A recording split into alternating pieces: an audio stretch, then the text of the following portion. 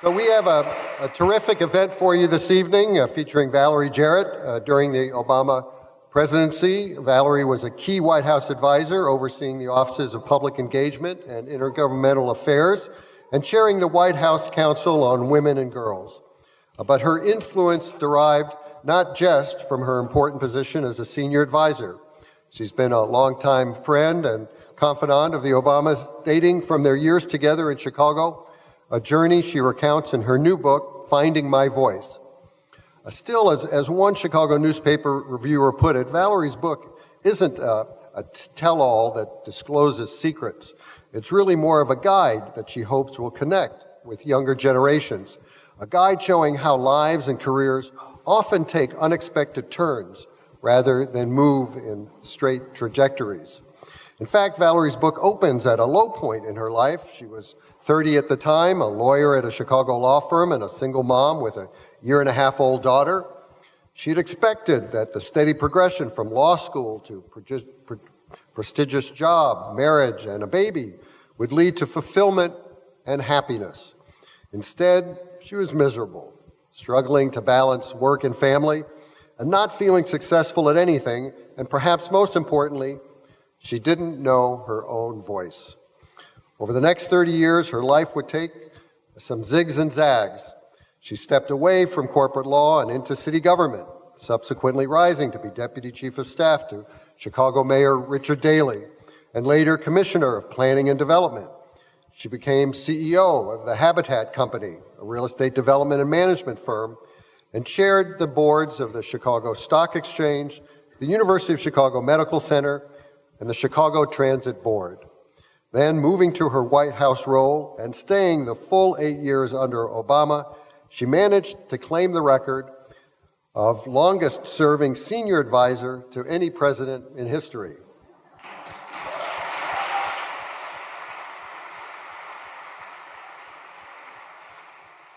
Currently, Valerie is chairman of the board of When We All Vote, co-chair of the United State of Women, and a senior advisor to the Obama Foundation and to ATTN, as well as a distinguished fellow at the University of Chicago Law School. Valerie describes her memoir as a story of how she found her voice and learned to trust it. And reviewers have praised the book as moving, insightful, and well told. She'll be in conversation here this evening with Anita Dunn, who's a highly regarded communications strategist. Anita served as senior advisor to Obama's presidential campaigns and worked for a time as White House communications director in 2009. She's now managing director at SKD Knickerbocker, a strategic communications firm here in DC. Please join me in welcoming Valerie Jarrett and Anita Dunn.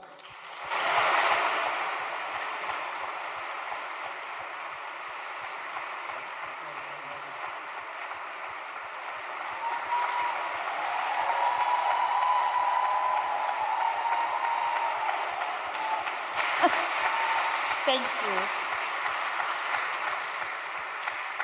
How nice was that? Good evening, everybody.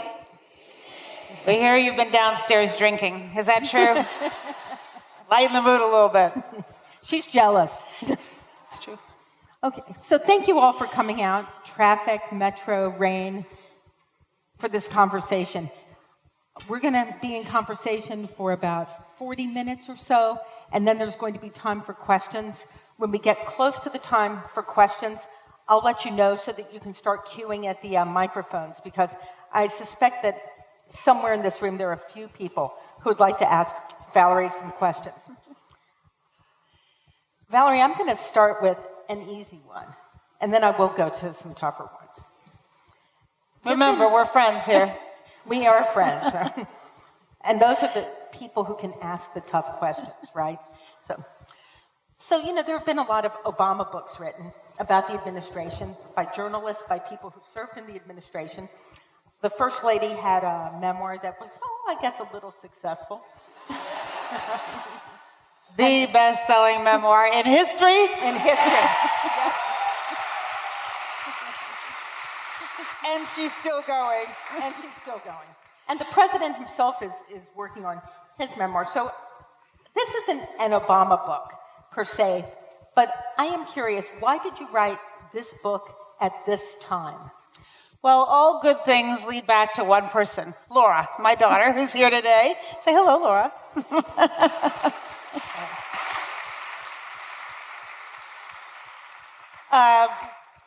I think maybe around September or so of 2016, Laura interviewed me for StoryCorps. They were doing an oral history, and so who better than my own daughter to interview me? And the first question she asked me is, what would you tell a 30-year-old Valerie Jarrett? And I thought, well, that's a pretty good question. And as I went about answering it, I realized I actually had a lot to tell a 30-year-old Valerie Jarrett.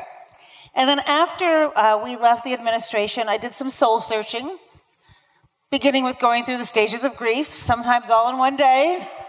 But it was a good time to take stock. I turned 60 the week after the 2016 election. And so for the first time in my life, I wasn't actually looking for a job. And I was able to get up every single day and do what I wanted to do. Don't be jealous, but I think I've earned that. And I thought, well, why not tell the story? Why not tell my story? Because as you heard in the introduction, it was a zig and a zag. It was not a straight line. And I learned very early on the advantages of enjoying the adventure. And even though sometimes a straight line is comfortable and you cling to that, and it's terrifying to get outside of that comfort zone, the adventure really is in the zig and the zag. And so the more I thought about the early years of my career and what I learned there and the building blocks that led me here to this wonderful town, I thought, well, why not share that story in the hope that it might be helpful to some other folks who might be trying to find their voice. So you have such an amazing life, and I have been friends with Valerie for a while, but when I was reading her book for the first time, I was learning so much about her. But there is a moment that I think a lot of women can really identify with, where you are sitting at your desk at a law firm, very successful person, and you're miserable, just miserable. And I wondered if you want to talk about that moment a little. I will, but first I want to know how many of you are with corporate law firms before I insult you? All right, a few of you, okay. So you can picture this then. So I'm sitting in a very fancy office in a big corporate law firm, and I turn my back away from the door because I have a rule which is no crying in the office. And I sit there and I look out the window at a magnificent view of Lake Michigan, and I just cry. And I thought, how in the world did I end up here, miserable as I am? And I guess the reason why dates back about 10 years before that, when I made a 10-year plan. Coming out of college, I said, well, I'm not exactly sure what I want to do. And my mother kept telling me, go and get an advanced degree. And she said, if you don't get an advanced degree, you're going to be selling girdles in the basement of Marshall Fields. That did not sound attractive to me. So I thought, okay, my best friend was in law school, 2 years ahead of me. She said, come on to law school. And so I thought, well, I don't know, not so fast. I had started out pre-med. I went to a anatomy class with my boyfriend who was in medical school, and I saw those cadavers at the same time as I was taking organic chemistry. That was the end of that. Then I thought, well, maybe I'll take the GREs and go into business. And so there was a really, really good party the night before the GREs. I didn't make it to the GREs. I did take the LSATs, and I did get in a good law school, so off I went. So I said, I need a plan. So my plan was go right to law school. I probably would return back to Chicago. I thought about going to Washington, D.C. I had worked here one summer, and I thought, well, all they talk about is politics. How interesting could that be, right? So I decided, all right, I'll probably go back to Chicago. Then when I get back to Chicago, I'll get a great job at a big law firm because they were all coming up to law school and interviewing, and I knew about that. And that's really all I knew about. And then I thought, well, then I have to fall madly in love, right? And then I got to get married, and then I have to have a baby before I turn 30, thinking about the biological clock ticking away. You guys are lucky. It ticks a little later now, so you got some time. And then I'll live happily ever after, right? I'll make partner in a law firm. What more could anybody want? And so I set off on that path. I went right to one law firm. It was kind of boring, so I got accepted at an even better law firm, so I started working there. And then I married, figuratively, the boy next door. In that, our mothers grew up in the exact same apartment building. Our dads were friends. He was a doctor. My dad was a doctor. I'd had a crush on him since I was 8 and he was 12. And finally, when I was about 26, he looked at me.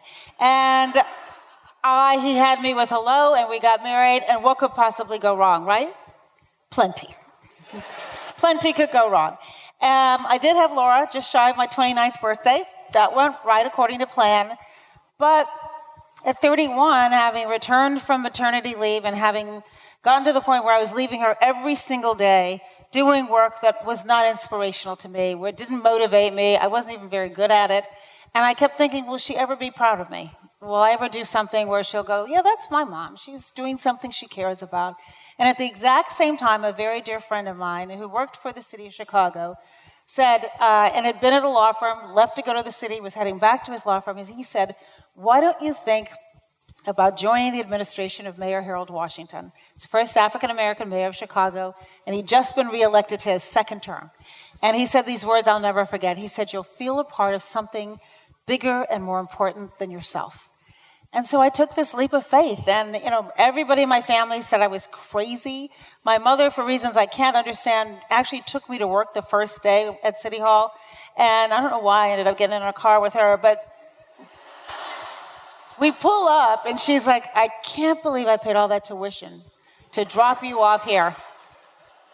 That's my mom. Just to digress for a minute, my parents sacrificed mightily for me to go to college, but before I went, my mother calculated how much every class cost. And I don't mean like the semester, I mean like each day.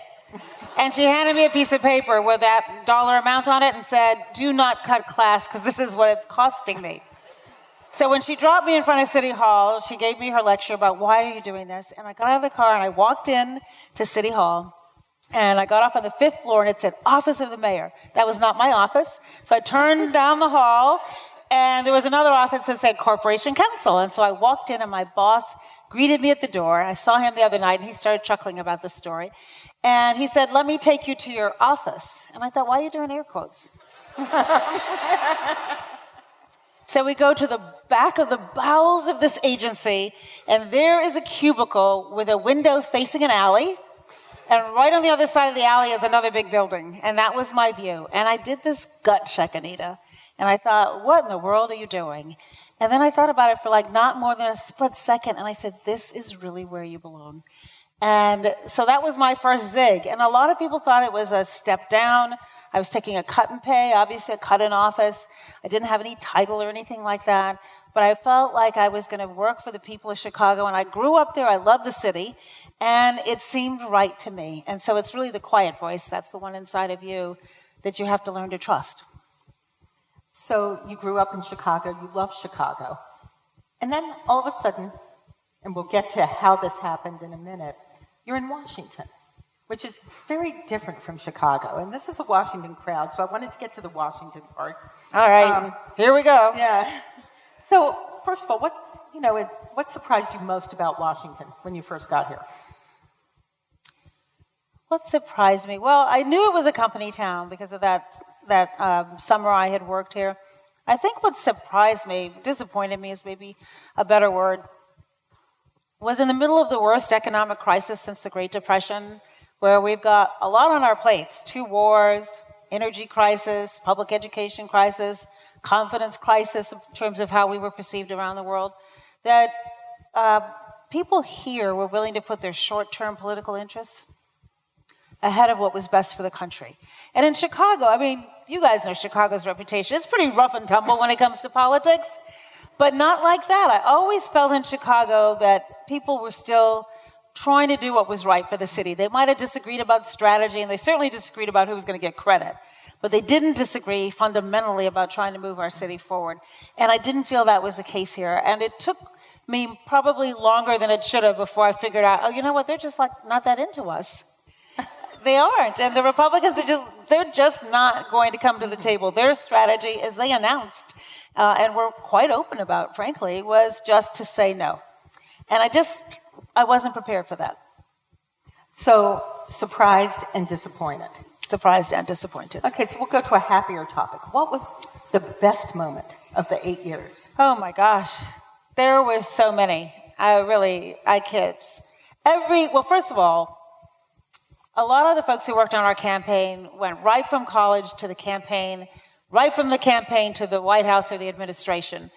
it was too easy. I had to wait for so much of my life to get here. I was so happy to be here. And so I feel like I appreciated it maybe more than some of the folks who thought, oh yeah, this is how life works. In my wildest dreams, I did not expect to be a senior advisor to the president. So it's hard to pick a best day, but I think a memory I'll share with you is one that resonates to this day with me, because I think it says a lot about the moment, but it also says a lot about President Obama.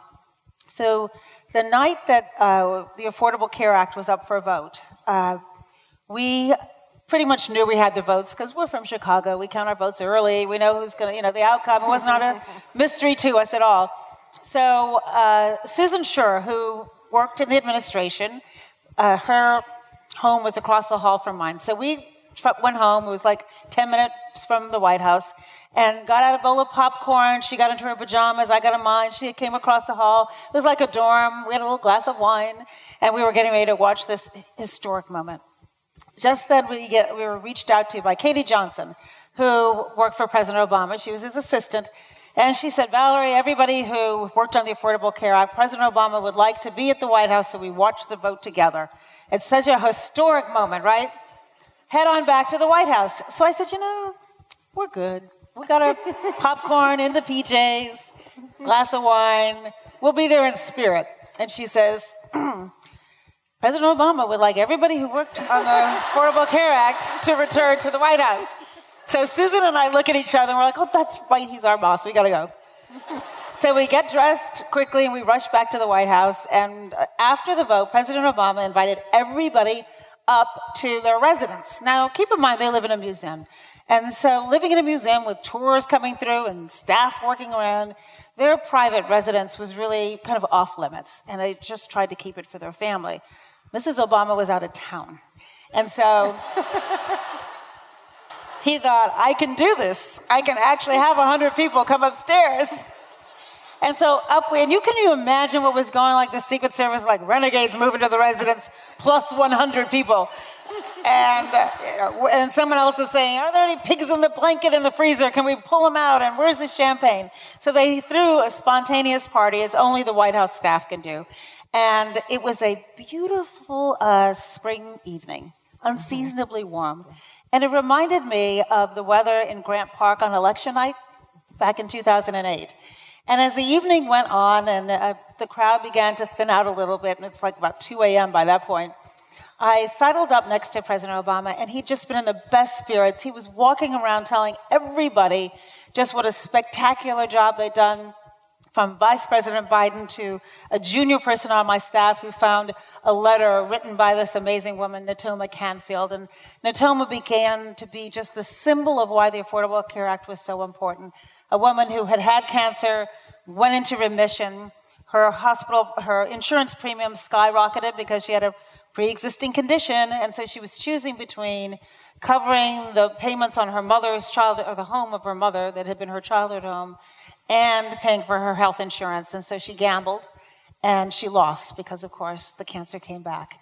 And so this young woman, Ann Widger, on my staff had found Natoma. So if you can imagine, I'm sure Ann had never actually had a conversation with President Obama before, and here he is pouring his heart into how appreciative he is of her. It was that kind of a night. So at the end of the evening, I walked up to him. We were on the Truman balcony, my favorite place in the White House, and looking out over the South Lawn and the Washington Monument and the Jefferson Memorial. And I said, Mr. President, how do you feel tonight compared to election night when you were elected? And he looked at me and he said, Valerie, there's no comparison. And I said, what do you mean? And he said, election night was simply the means to get to this night. This was not about me. This is what we could do with that election for the American people. And I thought, that's why I work for you.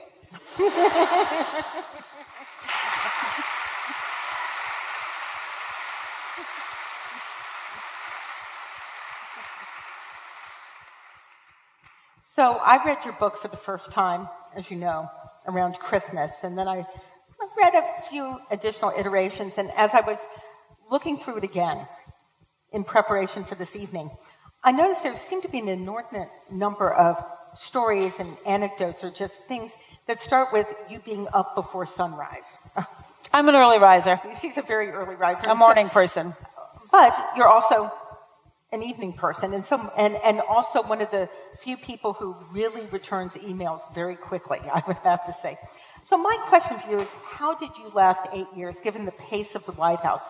How did you do that for 8 years? Well, first of all, never in my wildest dreams would I have left. Why would I leave when I knew I had the best job ever? I think being a little older, and I talk about in my book, Tina Chin and I being among the older folks in the White House, I knew how to pace myself, and I was determined not to burn out. And I was anchored by incredible family and friends, many of who are here tonight. And we established routines. I mean, my cousin Tony and Dwight will have Sunday dinners, and we'll go over there for Sunday dinner and just relax. And that's a tradition that my mom, at the age of 90, continues in Chicago. Every Sunday, the whole family comes over for dinner. And that routine was very grounding and rejuvenating for me. I have a group of friends who I used to have brunch with on Sunday. A lot of this evolves around mealtime. And we would sit in here like a 3-hour brunch, and we never, ever talked about work. And several of us worked in the administration, and we just simply wouldn't talk about work. And these were all one cousin and the rest friends who I had been with forever and know you back in the day where, they can tease you and make fun of you, and they're really not interested in the fact that you are a senior advisor to the president. And then I tried to work out on a regular basis, and it's something I started when Laura was young, where I would do it early in the morning, and because if any time I said, well, I'm going to work out later in the day, it just never happened.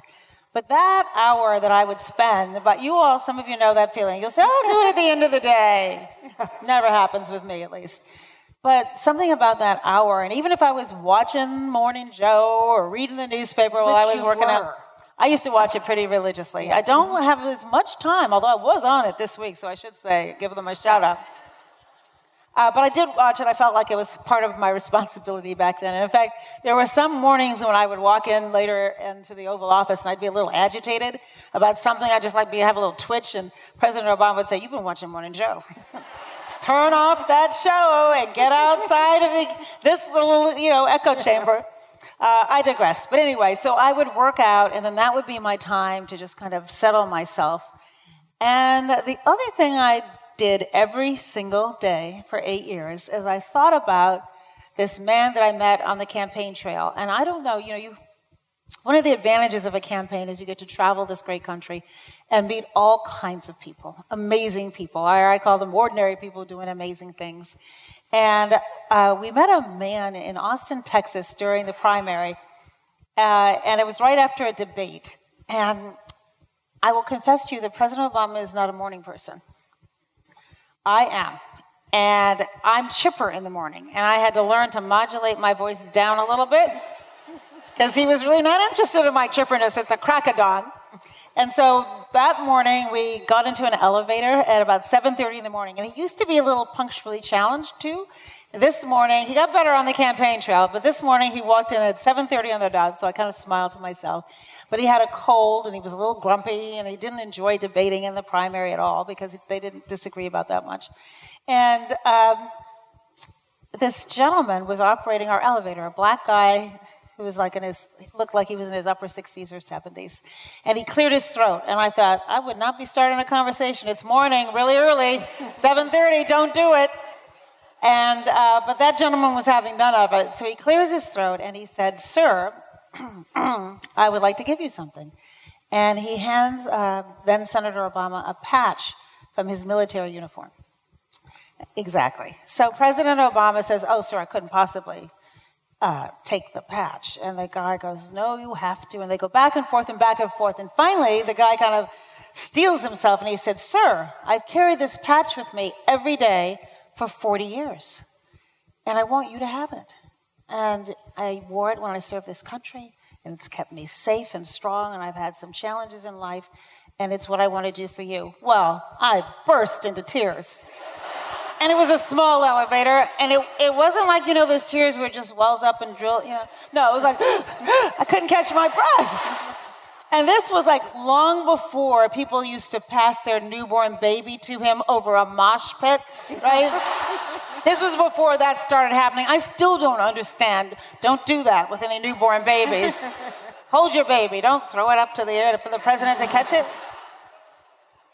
So anyway, this was before any of this happened. So I collect myself, and later in the day, this story will make sense in a minute. Later in the day, I said to him, "What did you do with that military patch?"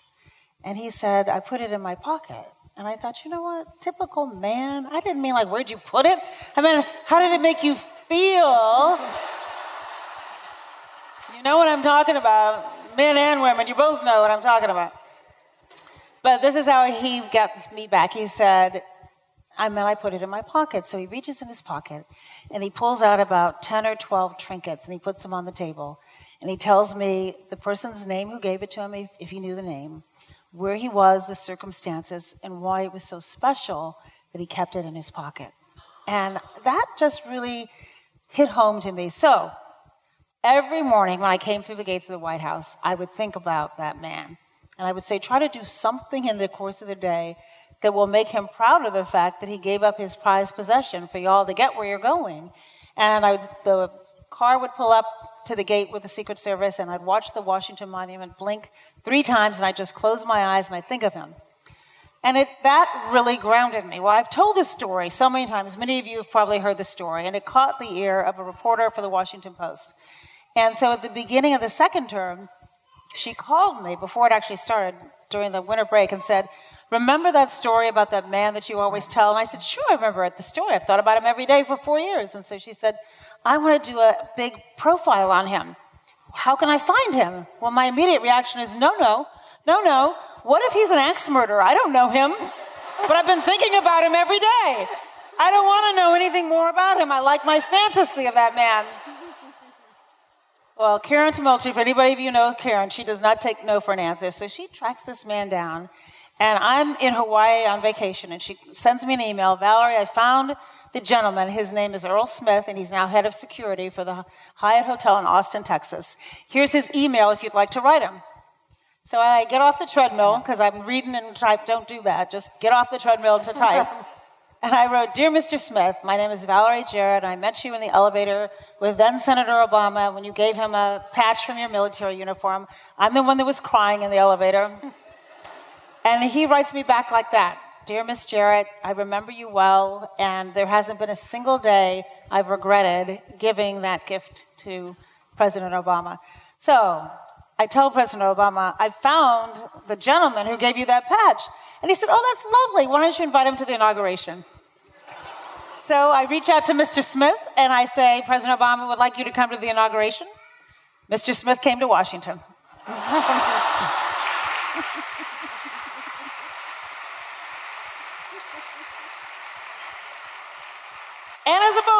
And as a bonus, of course, President Obama says, "Well, invite him by the Oval Office." So the second day, January 21st, in walks Mr. Smith. He walks into the Oval Office, and I'd been joking with him out front. He was as good as any fantasy could have been. He was delicious. And he walks into the Oval Office, and he salutes President Obama. And President Obama salutes him back, and of course, I burst into tears again. Okay, well, since you brought up Barack Obama. He had to come up eventually, right? Yeah. One of my favorite stories in your book, and I actually went back and read the First Lady's version of this as well, just because I was fact-checking Valerie, of course. But one of my favorite stories is the story about your first meeting with Barack Obama, which is, in a sense, almost an interview, but an interview of you. So I wondered if you wanted to share that story. And then I'll tell you what Michelle said. Yeah, so I was promoted to Deputy Chief of Staff for Mayor Daley. And I was trying to staff up our office, and people were sending me resumes. And Susan Schur, who I mentioned was across the hall, was the corporation counsel at the time. And she sends me a resume, and across the top it says, "Brilliant young lawyer, at a big law firm," sorry guys at the big law firm, "has no interest in staying at that big law firm and would like to explore public service." And I thought, my kind of person. So I invite her in for an interview. And at this point, she's Michelle Robinson, not married yet. She walks in my office, and she sees her resume sitting on my desk. And she never mentions a word that's in the resume. I'm sure she thought she could read. I don't have to resuscitate what's in there, repeat everything that's in there. Instead, she told me her story. And it's a story, of course, you all know. Growing up on the south side of Chicago, working class family, hadn't gone to college, her parents, but cared about education and encouraged both Michelle and her brother Craig to go to college. And and pursue education and understand the importance of excellence and a commitment to those who much is given, much is expected. So we talked about that. And we talked about her engagement to this guy, and that was about it. So and then she did start asking me a bunch of questions that I didn't really have good answers for. Like, what was the job going to be? I was like, I just got here. I don't know. We'll figure it out. No idea what the job's going to be. Come work in the mayor's office. Nobody else asked that question. Everybody else is like, oh, I can't wait to work in the mayor's office. She's like, exactly what am I going to be doing here? So a 20-minute interview turned into, I don't know, hour and 10, whatever. And at the end of it, I offered her a job on the spot. Now, I had no authority to offer her a job, I would add. But I thought, nobody's going to stand in the way of this remarkable woman joining our team. Wisely, she demurred. And I was talking to her a few days later, and I said, well, are you going to come? And she said, we got a problem. I said, what's our problem? She said, my fiance does not think it's a good idea. And I'm like, well, who's your fiance, and why do we care what he thinks? Right? So she said, well, and she chuckled. She said his name is Barack Obama, and he started his career as a community organizer on the south side of Chicago. And he has some concerns about me going from a law firm right into the mayor's office. At least you worked in the law department for 4 years before you went into the political position. And he was wondering, would you have dinner with us? So I thought, well, that's a little unusual, right?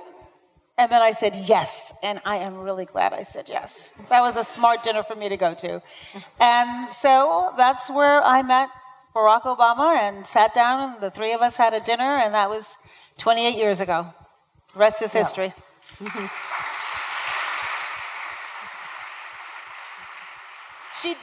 She did join my team, by the way, so whatever test I had, I passed it that night. You know, when Barack Obama was elected president, there was some talk about you taking his Senate seat in Illinois. Some talk, yes. Some talk. There were a lot of people who thought that you would have made a great senator. Thank you. And I was actually one of those people, I should confess. I was going to say, this is who was doing the talking. But you decided to go into the White House. And, you know, it is not unusual for a president to have a close friend as part of that White House staff or in the administration, someone the president knows has his back and hopefully her back in the future. You know, someone that, yes. Yeah. That was good. Thank you. She slipped that right in. Just slipped it in. And, you know, Bill Clinton had Bruce Lindsay. Obviously, John Kennedy put his brother in the cabinet. You want to have someone around that you can trust. And Barack Obama had that kind of relationship with you. As you heard during Bradley Graham's introduction of Valerie, she is a Stanford graduate, University of Michigan Law School, was Deputy Chief of Staff to Mayor Daley, was the head of the Chicago Transit Authority, was a CEO of a housing company, Habitat.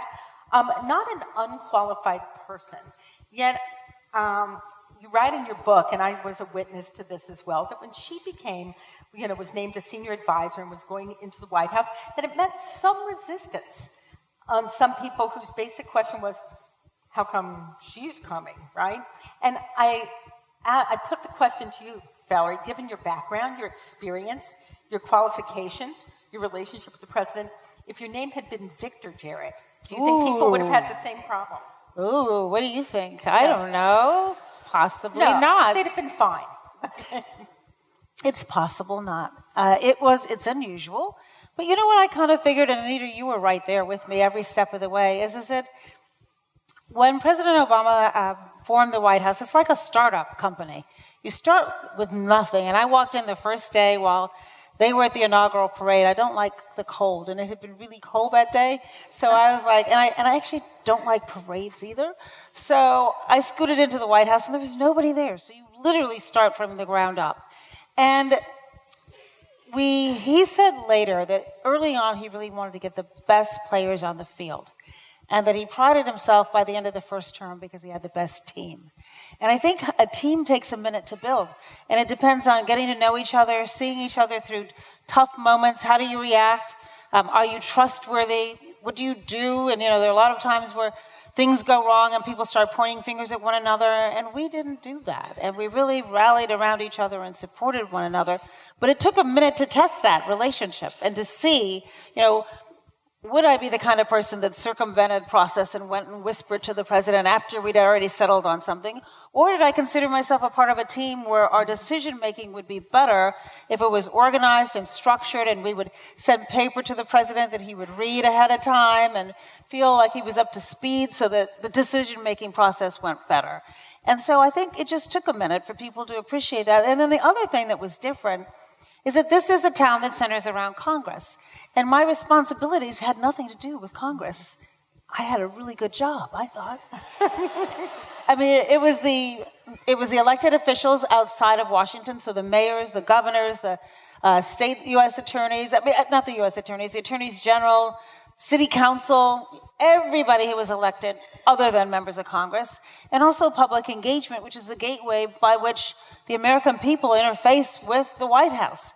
And then chairing the White House Council on Women and Girls. Nothing really to do with Congress. And so I think this was unusual for a president to have these responsibilities all in one place. And so that took a minute as well.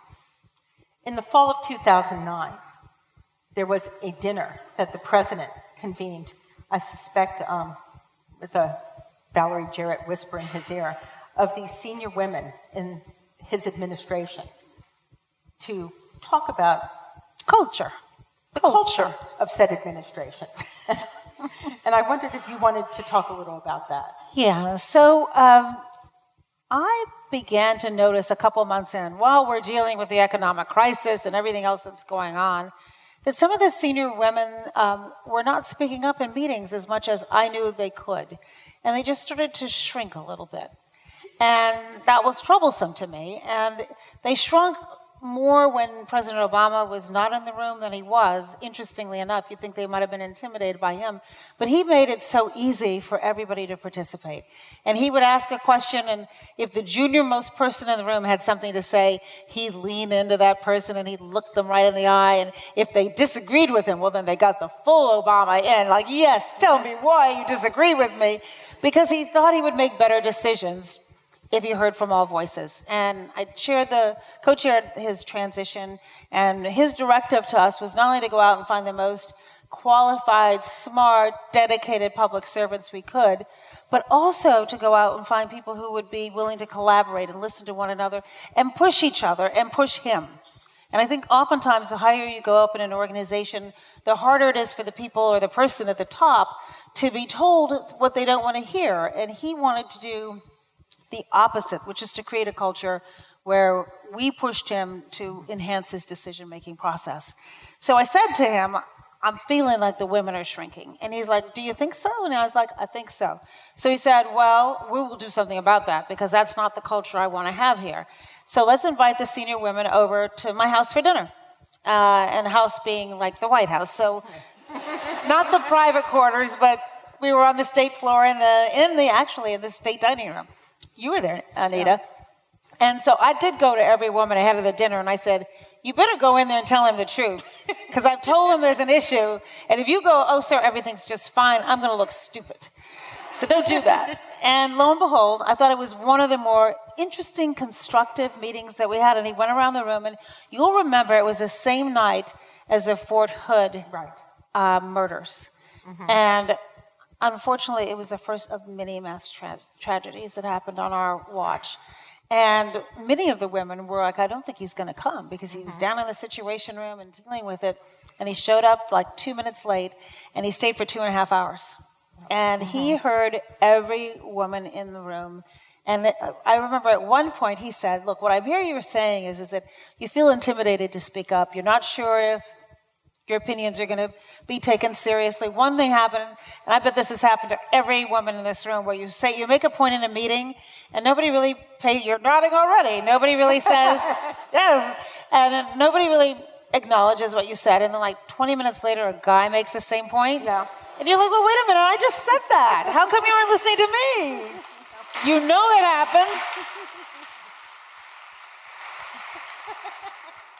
One example. So but he said something that was so important, and that was this. He said, look, if you don't speak up and you have an idea, then you are doing me a disservice. He said, this isn't about you.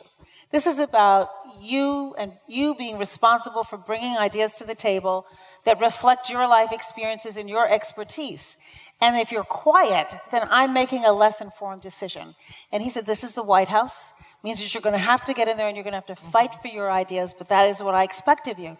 Well, when you tell a group of women, this is what I expect of you, speak up, then everybody started feeling more comfortable. But he also said, look, it's going to take me a minute. Culture is not, doesn't change instantaneously. But if it isn't better and you think you need to have another dinner, because I think at the end of that night, everybody was feeling heard and valued and had a renewed dedication. He said, if you feel like you're not being heard, then tell Valerie and we'll have another dinner. So I started having dinners, setting up dinners myself with the women in the White House. And we would go out to restaurants all around town and we would talk about everything but work. It was just like my Sunday dinners and brunches with my family and friends. And we got to know each other. We got to know about our children or our family, if you had a sick parent or a kid going off to school for the first time or prior life experiences. And we became not just colleagues, but we became friends. And somebody wrote an article here in Washington, I guess it was in the Post, about the women in the White House orchestrated this approach that we would all be supportive of one another in meetings and that would help empower us. It really didn't happen that way. It was quite organic. What happened was we got to know each other. And if you've just had dinner with somebody the night before and you're in a meeting with them and you're sitting across the table from them, they're rooting for you. And you felt this sense of kinship with one another, and we probably did support each other, but it was really because we'd gotten to know one another. And so my message there is that you do have to build relationships with the people with whom you work, and then it makes it more likely that you're going to actually listen to one another when you contribute. Okay, so if you have questions, the time has come for you to start standing behind those microphones. I'm going to ask Valerie one last question, because I'm dying to ask her, which is... and I know Valerie does not want to talk about the current administration. However, I'm asking about it. Okay? Just in the last 24 hours, we've seen the Secretary of Homeland Security resign. There go those air quotes again. Resign. The director of the Secret Service, who has been there, I believe, 40 years? Anyway, the director of the Secret Service is leaving, and as we like to say, just another day in the Trump administration. So what is your perspective? You were the last person to turn out the lights. Literally. On the Obama administration, and have to turn over this government to them. What is your perspective, your thoughts, as we are now nearly 2.5 years into this administration? Is it over yet?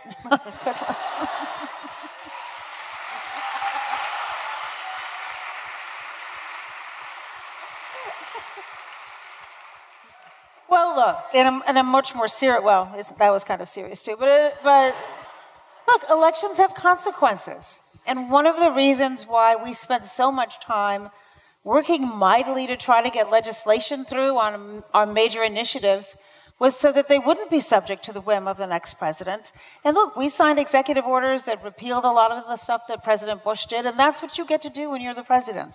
And so if you take the Affordable Care Act or the repeal of Don't Ask, Don't Tell, we spent a lot of time and energy trying to get them done, and they're still the law of the land. And I think that what I think about, because people often say, well, it must be particularly painful to you. And for those of you who look around the room, it's like old home week. Several of the people who were in the administration are here. It must have been particularly hard on you to see all of the effort, all your hard work go down the drain. I go, no, look, it was a privilege to work there for 8 years.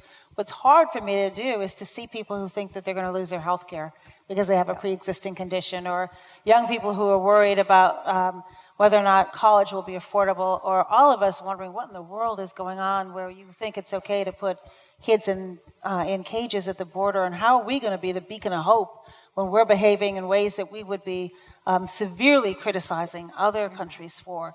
And so I could sit around and just, as I said, go through those stages of grief, or I could try to figure out, well, look, what can I do individually and collectively to try to prepare for the next election, and not just the presidential election, which is one of the reasons why Michelle Obama and I created this organization called When We All Vote, because we want to change the culture in this country around voting at all levels. Too many people are shunning the institution, and it is our democracy. It's only going to be as strong as we make it. And when I finally concluded, after I tried to figure out what happened in the last election to no avail, I think where I landed was the statistic that 43% of eligible voters didn't vote in the presidential race. And so if we don't participate, we have to bear the consequences. And so I'm hoping that the midterm elections portend well for what will happen in the next presidential race, and that people at state level and federal government will earn the respect of the people who put them there, and that they will recognize, again, full circle to my first point, stop putting your short-term political interests ahead of what's good for the country, and that won't happen until we change.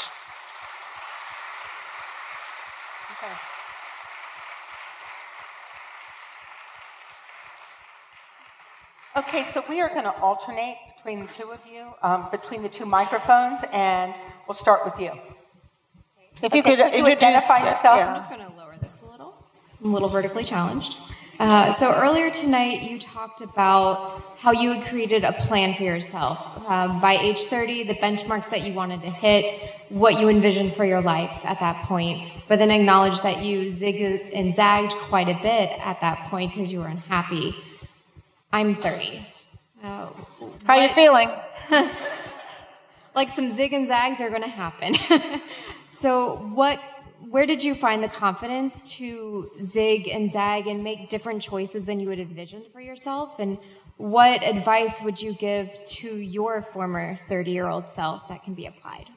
Such a good question. So that's really the topic of a lot of my book. And I think, well, first of all, I was really miserable. And that's a motivator. I wonder sometimes if I'd just been okay, would I have wallowed in mediocrity my whole life? But I was really, really unhappy. And I had a friend who pushed me and said, you don't have to be satisfied with this.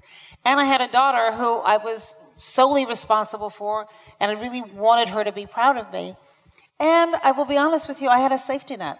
I mean, I had parents who I knew would catch me if I fell, and I was lucky that they gave me unconditional love and set high expectations for me, but they did give me this safety net. My father used to take my daughter to school every day from the time she was in pre-kindergarten until the time she went off to college. And so, I had a circle of support, an extended family, and a lot of infrastructure.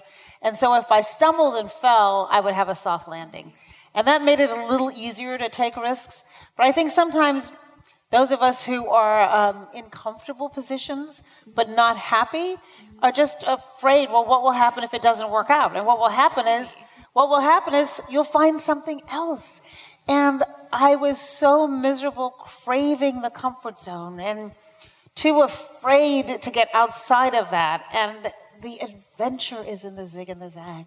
It really is. And the good thing about your generation, I just read a study that said you're going to have either from like 14 to 17 jobs.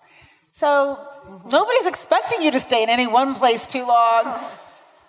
And I also think like when you're in a job, you should be working as hard as you can, but you should be preparing yourself for the next step. And at your age, keep your aperture as wide as possible and be curious.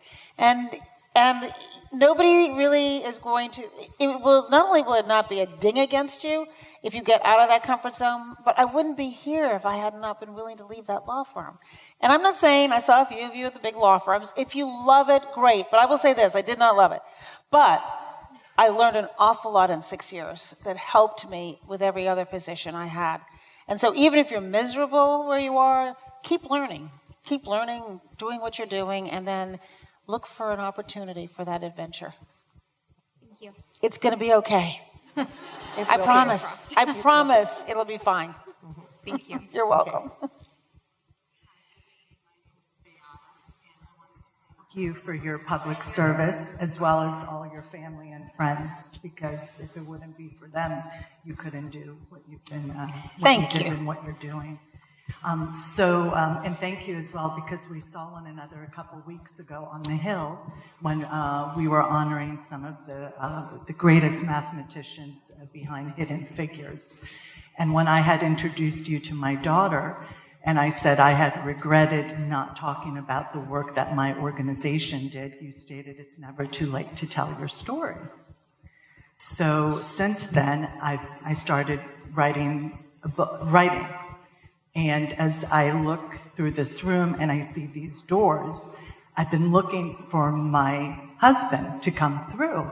But one thing you don't know, I'm a single mom, because a couple of years ago, my husband took his own life with a self-inflicted wound, with using a firearm. So there's a mental health issue, and then there's the gun hobby. So and thank you, because your administration did do something, maybe not enough, but it wasn't up to you. It's about us to move that needle. But where do you see those movements going, and the mental health piece and then the gun piece? It's such a good question, and people often ask, what were you most disappointed in that you didn't get done? And look, we didn't get everything done we wanted to do. We wanted to do comprehensive immigration reform. We wanted to do criminal justice reform. And we certainly wanted to pass sensible background checks, universal background checks, to keep guns out of the hands of people who are a danger to themselves or to other people. And the statistic I know you know, but so many people don't know, is that 2/3 of the gun deaths are suicide. And so we have a mental health challenge here, and we have a public health challenge, generally. And the glimmer of hope, I think, for me, originated with the young people from Parkland, who went through the worst traumatic experience any teenage kids should have to go through. And they took that and they let it fuel a movement. And I was here in Washington for the March for Our Lives, and just to see what happened in this town, and it was electric across the country, I think was a transformative moment. And those kids didn't give up. They went down to the legislature in Florida. The governor there had something like an A+ rating from the NRA, and they began to pass some laws that make it harder for people to have guns who shouldn't. And then they went on a summer tour all around our country, red state, blue states alike, registering people to vote and bringing this issue to a head. So I think we have seen progress in states like, you look at Connecticut, passed laws that made it harder for people who shouldn't have guns to get them, and gun deaths have gone down. And then you see other states that have made it easier, and gun deaths, there's a direct correlation. And we really need a national solution, but as you said, that's only going to happen from the bottom up. It's going to happen when the American people decide that there will be consequences for people, their elected representatives, who do not vote affirmatively on matters that will keep us safer. And as long as the NRA has an out-of-balance influence with our elected officials, we will have the status quo. And so, part of what I do with my voice is to try to keep raising this issue up. I lost my grandfather to gun violence, so I get it. It's very personal for me, too. And we just have to do more. All of us have to do more. Thank you.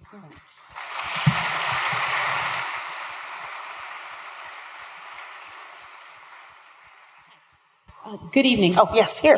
Yeah, over here. Hi, my name is Angela Casey.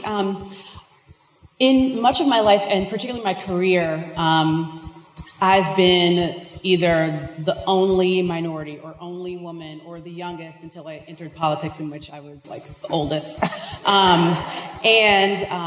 I think part of the success I've been able to have is leveraging my otherness, or only, being the only person in a room. And I was wondering how you've been able to leverage otherness or onlyness in your life and career. Well, part of what I had to learn to do was to embrace it. And we didn't really talk much about my childhood, but I was born in Iran, and my parents were in Iran because my father in the 50s couldn't find a job at an academic medical center in the United States where he was going to either be sufficiently senior or even get a salary equivalent to his white counterparts. So he and my mother decide to leave the United States and look for opportunities outside the United States, and he lands a job in Shiraz, Iran, a country he knew nothing about, did have much better diplomatic relations with the United States than it has today.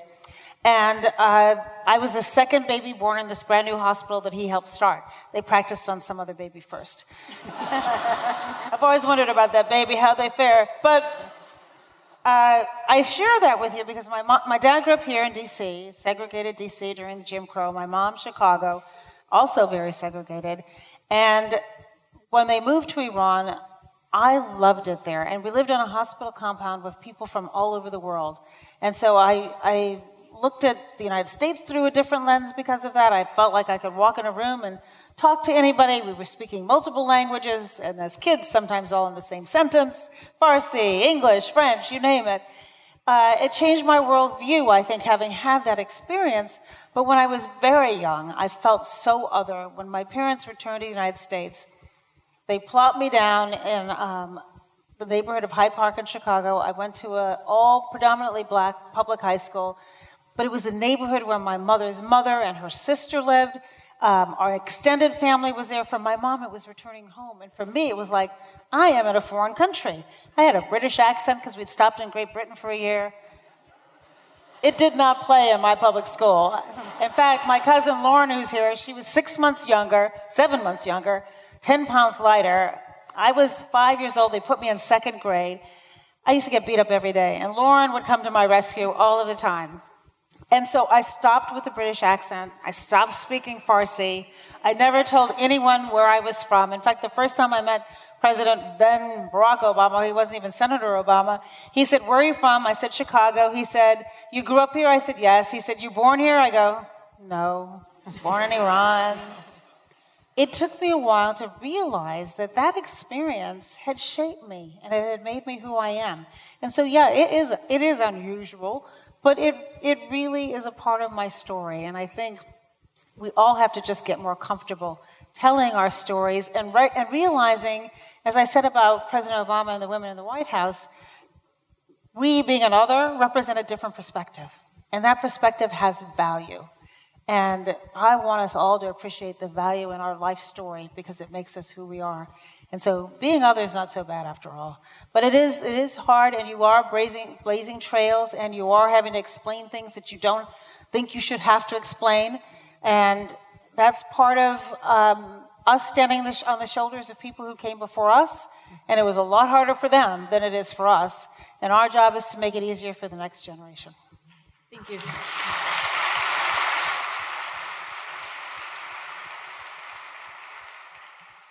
Yes. My name is Nathan, and I'm a local college student here in the Washington, D.C. area. Thank you so much for being here today. In the book, I saw a photograph from the Lyndon Baines Johnson Presidential Library and Museum in April 2014. And my question is, what would you say were some of the most meaningful aspects of the conference at the Johnson Library in Austin, Texas, to commemorate the 50th anniversary of the Civil Rights Act of 1964 in April 2014? Well, it was quite a celebration, and thank you for bringing it up. And it's hard to believe, for those of us who are old enough to remember when it actually passed, what a remarkable accomplishment it was. And I love that photo because I'm standing with President Obama and a dear friend of ours, Marty Nesbitt, listening to the recordings that they had, because they recorded all the phone calls, right? And this was one where Lady Bird Johnson was saying, she was giving him a grade on how poorly she thought he had done on his speech the day before. She's like, yeah, it wasn't very good. You know? And so we were laughing at the moment. But I'll tell you a story from that era that one of the Johnson daughters told me. She said, it was Lucy who said that the morning that the act passed, she was supposed to go out somewhere, but everybody was gone, so she was the only one at home with her dad. And she was on what's called daddy duty, so she had to go to the bill signing. And she didn't really want to go to the bill signing. And they didn't have it, so her father says, meet me in the dip room, the diplomatic room. So she said, well, that's odd, because usually bill signings are on the state floor. But lo and behold, she goes to the dip room, and they head up to the Capitol. And she says, Daddy, why are we going up to the Capitol? And he said, because the people who took the vote here for this important piece of legislation are up there, and I did show them respect. And then he gave one of the pens to Everett Dirksen from Illinois. And she said, Daddy, why did you give it to him? Why didn't you give it to the civil rights leaders? And he said, it took more for him to cast that vote than it took for them, and it wouldn't have happened without him. So I think part of the arc of history is that we have to appreciate that lightning bolts don't happen every day, and when they do, it's because there were decades and decades and decades of hard work. And at this time when we're kind of in the short-termism, like immediate gratification, I sound like a person, I walked 5 miles to school every day. But we used to have to go to the library to look things up on index cards. You don't even know what index cards are if you're under 40. Everything is so easy now. It's like right there. But the arc of the moral universe, bending our country in a positive direction, it just takes time. And so I think we didn't get to enjoy the entire celebration that day. I'm glad that they had a great conference, because I think we have to be students of history to appreciate the work that lies ahead. Thank you.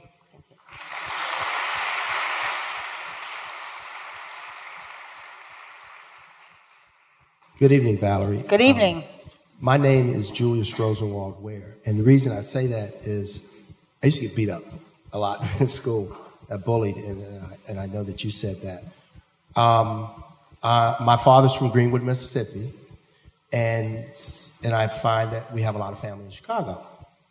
I remember the first time I saw you on TV, standing back, and I thought of the song "The Wind Beneath My Wings." Aw, that's nice. You seem to have the ability to not have to be out front, to be able to be supportive, and I think that is admirable.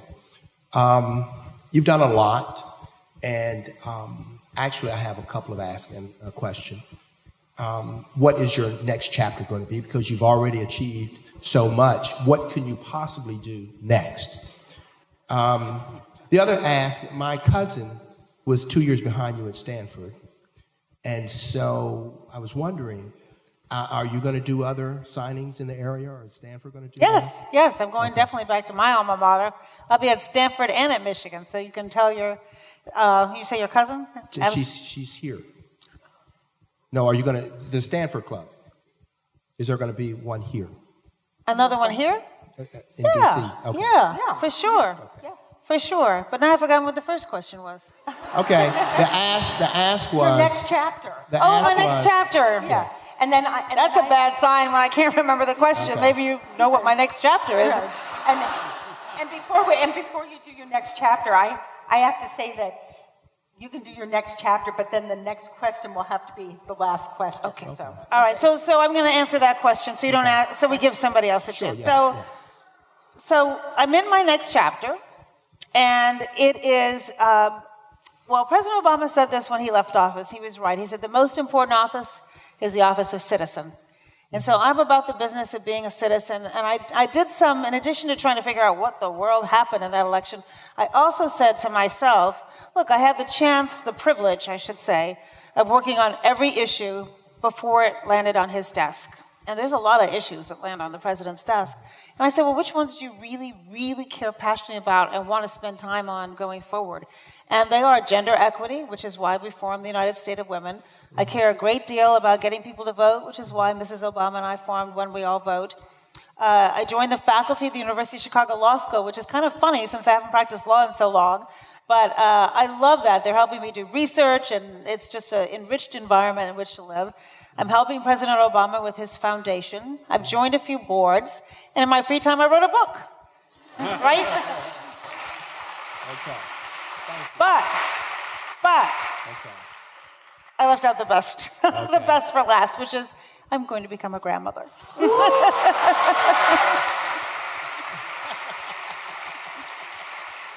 Wonderful. Full-time job. Thank you. You're welcome. Okay. Yes. And this is the last question. Oh, come on. Come on. Come on. We'll do two. Okay, we'll do two. We'll do two. Yeah, okay. Thank you. Yes. Thank you. I Yes. actually have 2 questions today. Well trained. And I like it. You're prepared. Okay, speak up so we can hear you. I have 2 questions today, and they are, what is the best part of being a mom for you? What's the best part of what? Being a mom? Oh, honey. The best part of being a mom is knowing that you are responsible for helping shape somebody else. And from the second they are born, you feel a love like no love you've ever felt before. And you think it's magical on the day they're born, and then one day you look up and they're 33 years old, and you realize you love them more each and every day. And the best part about having a 33-year-old baby is that not only do I love her, I like her.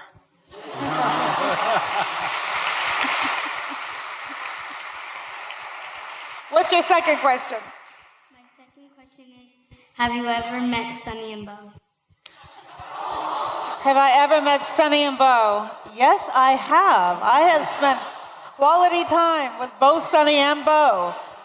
They are very different personalities. Enough said. What's your name? Maya. And how old are you? 8.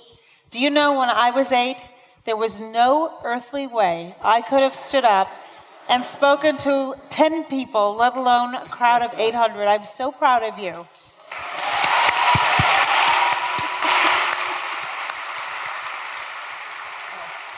Thank you. All right, one more. Thank you for yield to the gentle lady. Salam, حال شما چطور؟ Salam alaikum.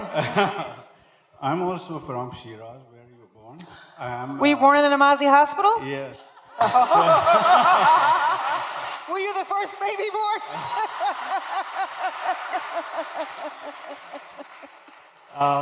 My name is Hassan Aishtura. I'm a professor of medicine here. And I really liked what you said in your book, that you didn't feel any minority, like disparity in Shiraz, in Iran. And as you know, Iranians are really loving people, Yes. peace-loving people. Yes. Up to now, and now future, because they do have 3,000 years of civilization. I saw the picture you had in the book. Persepolis. Persepolis. Yeah. And also, I can tell you that I just read a small piece about two terms mayor, Mr. William Collins, which went to Iran 2 months ago with 28 people as a part of visiting a peace-loving group. And I quote, Tehran was more safer than New York.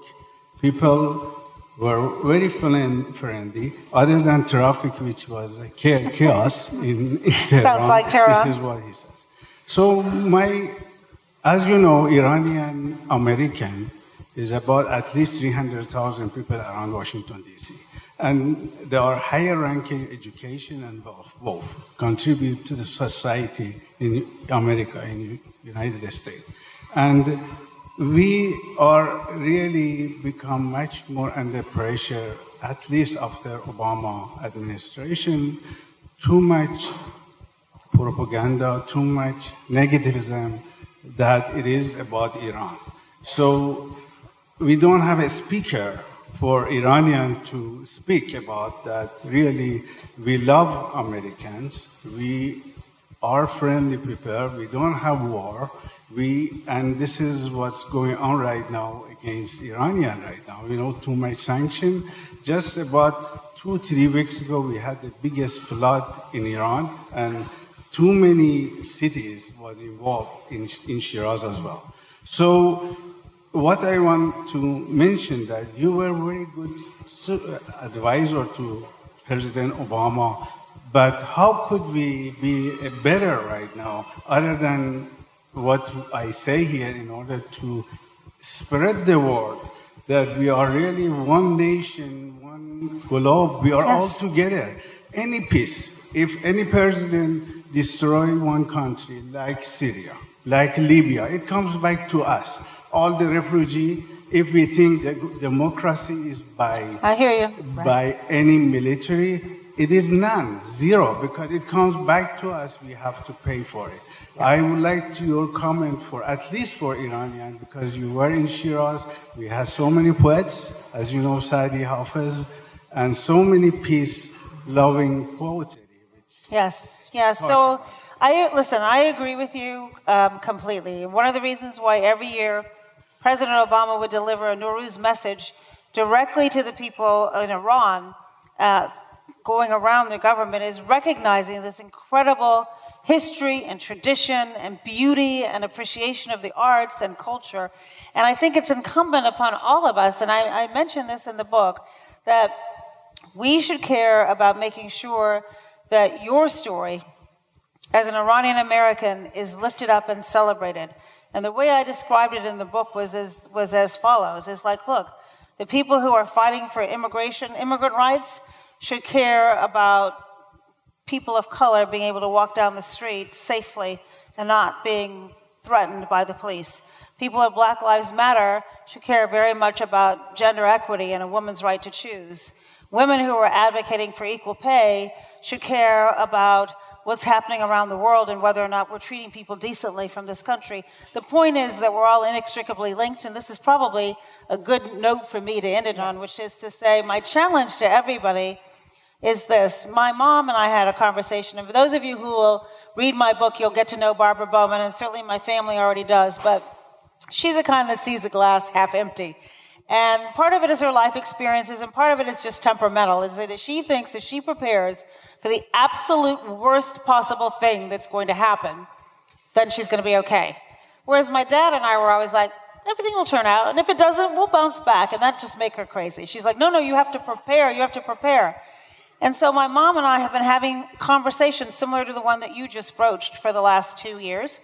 And my mother lists all of the things that have happened where what we did was, basically throw it away. And I'm not going to go down the list because it gives me a stomach ache, but she would talk about all of that. And I would talk about the Women's March and the people who objected to the Muslim ban and the people who objected to the separation of the families at the border and the March for Our Lives and, the activism that I'm seeing all around the country.